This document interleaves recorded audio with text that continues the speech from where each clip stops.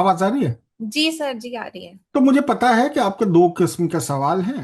एक तो ओके। अपनी नौकरी चाकरी से रिलेटेड, ठीक है। ओके। मुझे एक ओके। चीज बताइए, आपका कुछ मेडिसिन वगैरह का कुछ बैकग्राउंड है क्या आपका? नहीं सर नहीं, अभी। तो ये क्या कहते हैं, लेकिन आपकी कुंडली में डॉक्टर बनने के अच्छे योग हैं। एनीवे, अब एक दो बातें समझ लीजिए।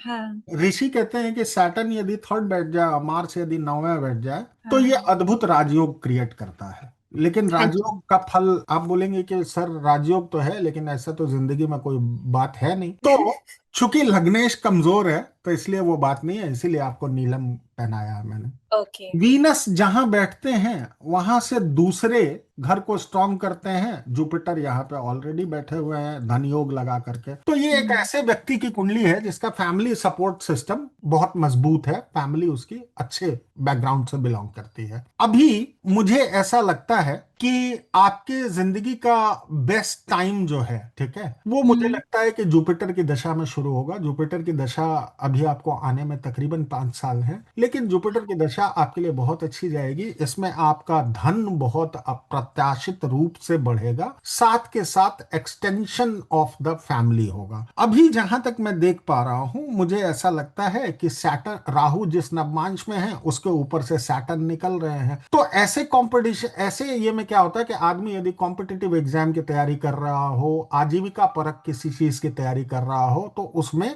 सफलता नहीं मिलती है। लेकिन अच्छा। ओके। लेकिन लेकिन लेकिन इसमें सबसे अच्छी बात यह है कि राहु यदि सिक्स्थ हो तो ऋषि कहते हैं कि वो शत्रुहंता योग बनाता है, कि जीवन में जो भी चैलेंजेस है वो चैलेंजेस बंदा at the end of the day खत्म कर लेता है। तो मुझे लगता है कि मार्च अप्रैल से आपका सपोर्टिव टाइम है और उस टाइम में आप वहां से ग्रो करना शुरू करेंगी और ठीक ठाक लाइफ में ग्रो करेंगी। दूसरी चीज, चंद्रमा 8 में बैठ गए तो चंद्रमा 8 में बैठ गए तो हार्मोनल इश्यूज क्रिएट करेंगे, हेल्थ से रिलेटेड इश्यूज क्रिएट करेंगे। लेकिन वही चंद्रमा विपरीत राजयोग भी बना रहे हैं। तो मिला जुला के मैं आपकी कुंडली को एक बहुत अच्छी कुंडली कहूंगा, जिसमें कि जैसे जैसे आपकी उम्र बढ़ेगी वैसे वैसे आपका राइज होता चला जाएगा। जहां तक मैं इसकी बात देख रहा हूं तो शादी ब्याह आपका अब्रॉड में होना चाहिए, ऐसा मुझे दिखता है। ठीक है, अब आप अपना सवाल करिए। सर एक्चुअली मैंने ना अभी पिछले साल जॉब छोड़ी थी दिसंबर में, कि मैं एमबीए करूंगी, लाइफ में थोड़ा कुछ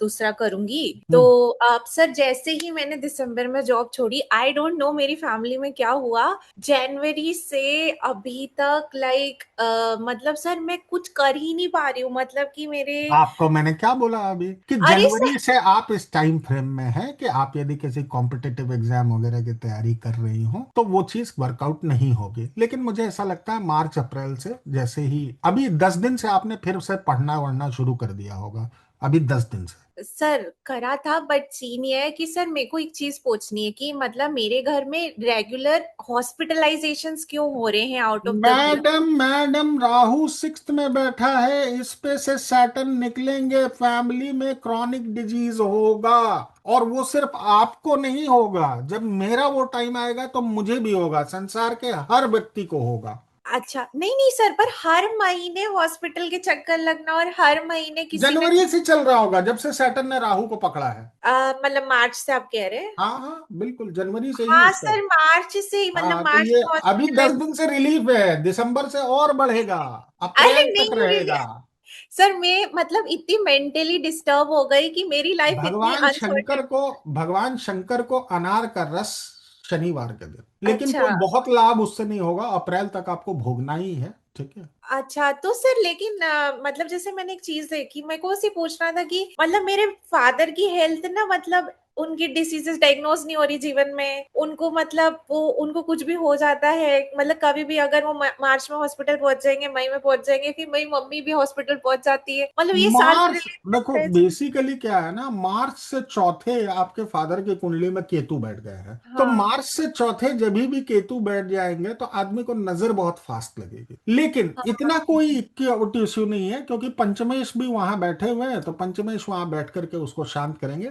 ये बस टाइमली बात है, there is not going to be any loss in your life, okay. And it's very ephemeral thing which does not require remedy also. अब मैं तो इतना बड़ा एस्ट्रोलॉजर खुद को कहता हूं, पिछले साल मेरी बीवी पूरे साल हॉस्पिटल में रही, क्या कर लिया मैंने? हाँ तो सर, मतलब something is the eventuality, you have to go through that, और आपको अप्रैल तक जाना ही पड़ेगा, दिसंबर में फिर जाना पड़ेगा। We can't change it. There is no substitute for that, जो भोगना है वो भोगना पड़ेगा।